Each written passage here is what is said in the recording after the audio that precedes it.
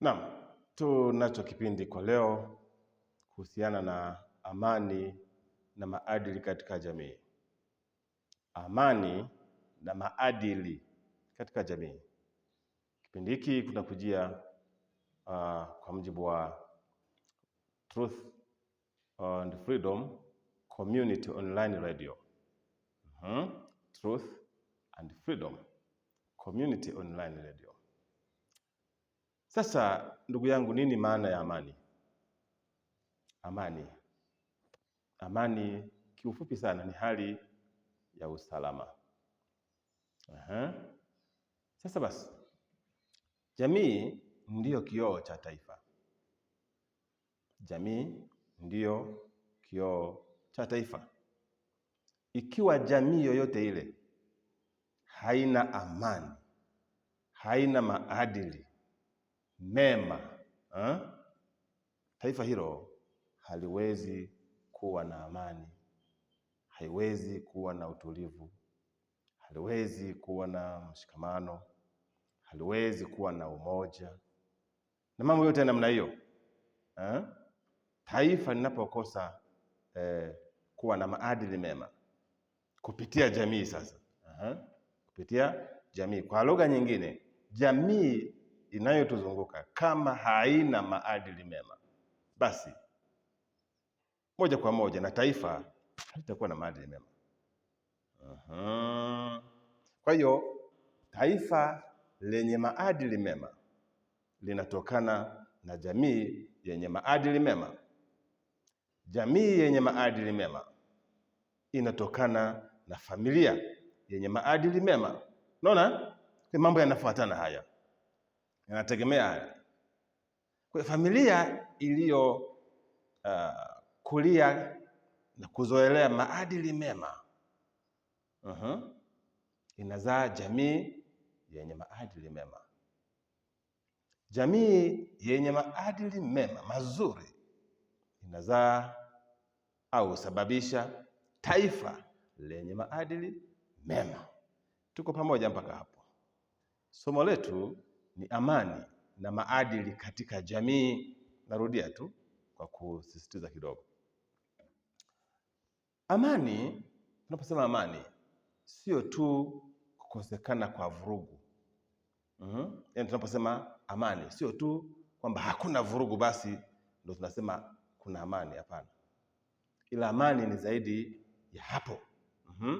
Ila kimsingi na kwa ufupi ni pamoja na uwezo wa kupatikana kwa haki za msingi katika jamii.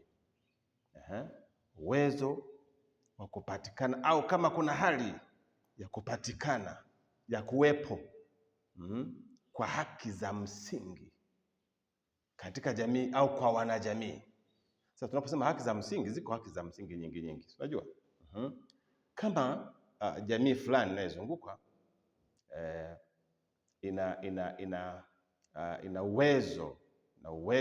uwezekano wa kupata haki za msingi mbalimbali, basi tunasema hapo kuna amani. Kwa mfano tu tuseme heshima kwenye jamii. Kama hakuna mfumo mzuri wa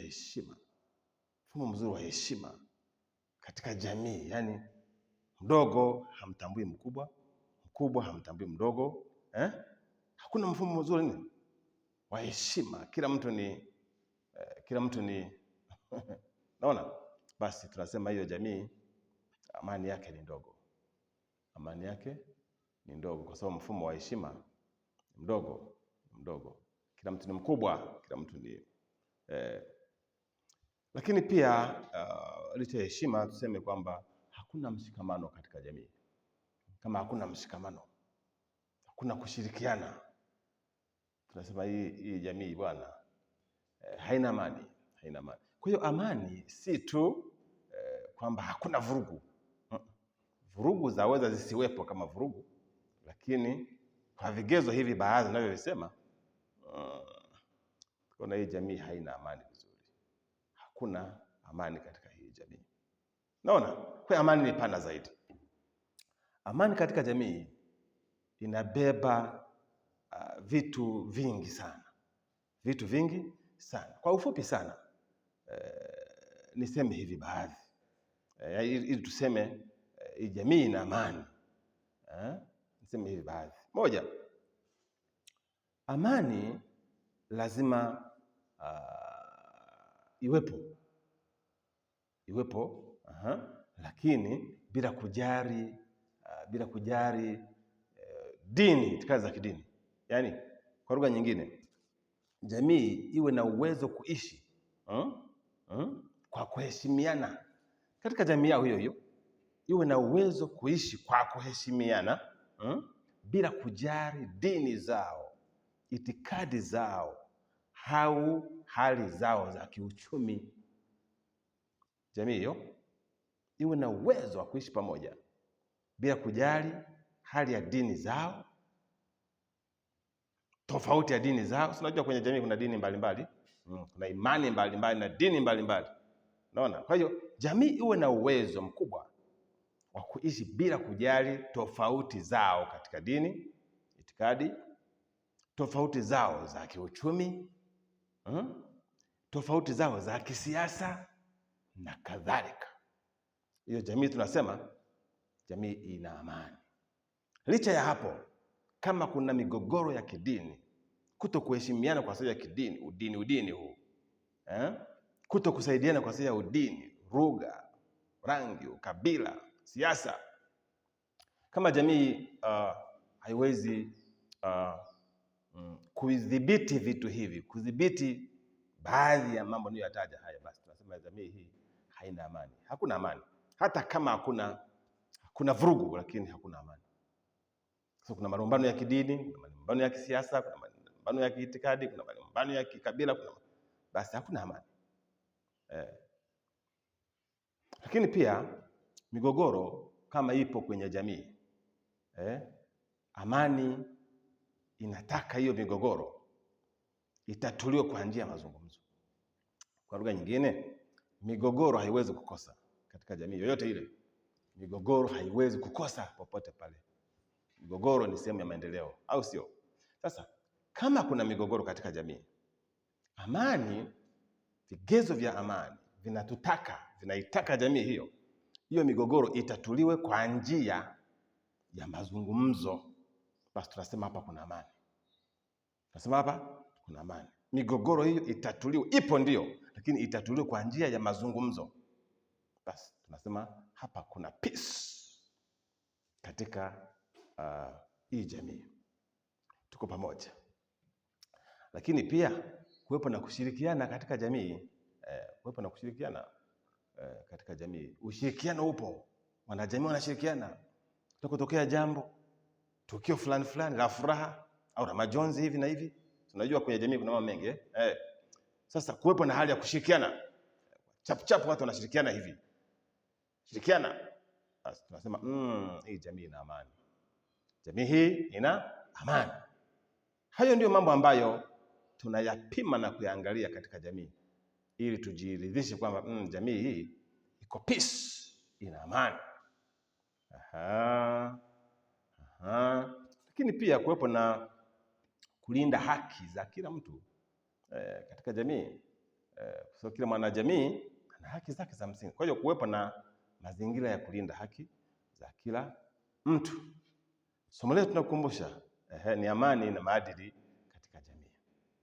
Asante. Sasa hebu tuangalie sasa habari za maadili. Tuangalie habari za maadili katika jamii. Maadili bwana, tunaposema maadili, kuna vitu baadhi nitavitaja. Kwa mfano heshima. Heshima inaonyesha aina fulani ya maadili. Heshima. Naona kuheshimu viongozi wa serikali, viongozi wa kidini, jamii inawaheshimu, inawatambua, inawapa nafasi yao, inawarespect, inawakubali. Nasema jamii hii ina amani. Unaheshimu viongozi wa serikali, unaheshimu viongozi wa kidini, naona? Lakini pia kuwepo na kuheshimu pia haki za wanawake. Wanawake waheshimu, wapewe nafasi yao katika jamii. Unaona? Watoto. Lakini pia si hayo tu, hata kuheshimu sheria za nchi. Sheria za nini? Za nchi. Ni muhimu sana. Ni muhimu sana. Sio kasema jamii hii bwana sisi tuna amani lakini hamuheshimu sheria za nchi. Na sheria za nchi zinaanzia juu mpaka chini. Yes. Kumthamini tunaposema viongozi maana yake hata yule kiongozi wa ngazi ya chini sana. Kiongozi wa ngazi ya chini sana kwenye grassroots. Kule chini kabisa, unajua? Lazima jamii pia imheshimu pia nafasi ya kwamba huyu ni kiongozi. Kiongozi wa serikali. Kwa jamii nayo heshimu vitu hivyo, inavyoheshimu viongozi, na heshimu watoto, na heshimu wanawake, na heshimu wazee, na heshimu viongozi wa dini kama mimi hapa, mtumishi wa Mungu hapa. Jamii inapokuwa inatambua na respect, basi tunasema hii jamii ina amani, ina peace. Kama sio hivyo, jamii ambayo haiheshimu viongozi wa dini, itambui nafasi ya kiongozi wa dini, haijui, basi tunasema jamii hii amani yake ni ndogo. Lakini pia licha ya heshima tunaenda katika uadilifu pia. Uadilifu pia. Unaona? Kuwepo na katika jamii manake kuwepo na mazingira ya kuepuka rushwa. Tunaposema uadilifu tunaenda sana katika rushwa. Kwa hiyo jamii iwe na mazingira ya kuepuka na kukataa na kutokubali na kupiga vita rushwa. Rushwa ni adui wa haki kabisa. Rushwa ni adui wa haki. Rushwa ni adui wa haki. Kwa hiyo jamii iwe na uwezo wa kupiga vita mazingira yote ya rushwa na vitendo vyovyote vile viwezavyo kuondoa amani katika jamii. Lakini hebu tuende katika jambo la tatu, uwajibikaji. Ninayosema haya ni mambo ambayo ni ya muhimu. Tunaposema maadili ni ya vitu hivyo. Maadili, heshima, uadilifu, uwajibikaji. Kwa hiyo katika jamii tunasema kila mwanajamii awe na uwezo wa kutimiza wajibu wake kama inavyopaswa. Yaani katika jamii kusiwepo mtu ambaye ana feed, anakula, anaishi bila kutimiza wajibu wake. Neno gumu hili kidogo. Ndivyo alivyo. Kusiwepo na mtu ambaye yeye anaishi bila kutimiza wajibu wake, kufanya kazi, kujituma katika jamii. Kwa hiyo kila mtu awajibiki katika jamii yake. Tunasema basi hii jamii ina mazingira ya amani. Unaona? Yaani ukiingia kwenye jamii, vijana wote wanachakalika, wanashughulika. Watu wote, watu wazima, watoto. Basi yani kila mtu anaonekana yuko busy katika jamii. Tunasema hii jamii ina amani. Lakini watu wako kwenye vijiwe tu asubuhi saa 1 kamili. Kwenye vijiwe wamekaa kwenye vijiwe. Tunasema hii jamii inaweza baadaye ikapoteza nini? Amani, kwa sababu watu hawajibiki. Hawajibiki. Lakini jambo lingine katika jamii ambalo tunatarajia libebe maadili ya jamii ni uvumilivu. Uvumilivu. Naona? Yaani uvumilivu katika jamii ni uwezo. Hii ni hatua ya wanajamii kukubali tofauti zao. Neno zuri. Ni hatua au ni hali ya wanajamii kukubali tofauti zao. Za kiimani, za kisiasa, za kiutamaduni, za kiuchumi na kadhalika. Kuwepo na uvumilivu katika nyanja hizo zote. Kuvumiliana. Wewe ni dini fulani, dhehebu fulani, msimamo mkali hivi kama mimi hapa. Na mimi na msimamo mkali kweli. Kali. Sasa wewe una msimamo wa kawaida. Naona? Sasa lazima tuwe na uwezo wa kuvumiliana. Lakini licha ya mtu na mtu au kiongozi binafsi na kiongozi binafsi, dini kwa dini, tuwe na uvumilivu wa kidini. Dini hii, vumilie dini hii. Imani hii, vumilie imani hii. Imani hii, yani uwezo wa kuvumiliana. Hiyo ndio jamii yenye amani. Lakini kwa sababu amefanya hivi, hapana, amefanya hivi, nyote mkaona kwamba, yani kila mtu akaona kwamba yeye ndiye yuko sahihi kuliko mwingine. Dini hiyo, imani hizo. Kila dini, kila imani kajiona kwamba sisi ndio tuko sahihi kuliko hawa. Basi hizo ni dalili za uvunjifu wa amani kupitia imani hiyo au dini hiyo.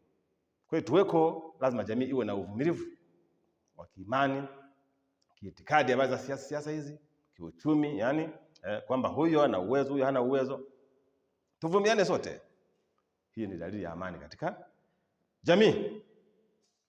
Jamani, mimi nadhani kwa muda huu niachie hapo, ili utafakari kwanza hayo, yasikilize, nipe mchango wako pia na wewe. Halafu somo litakalofuata tutaangalia changamoto. Changamoto zinazosababisha amani ya jamii iweze kukosa. Changamoto zinazoweza kusababisha amani ya jamii iweze kukosa. Ni somo litakalofuata. Karibu sana, endelea kufuatilia Truth and Freedom Community Radio. Mimi ni Bishop Kaindaguza hapa. Tunashirikiana katika hayo. Tunajenga jamii. Asante.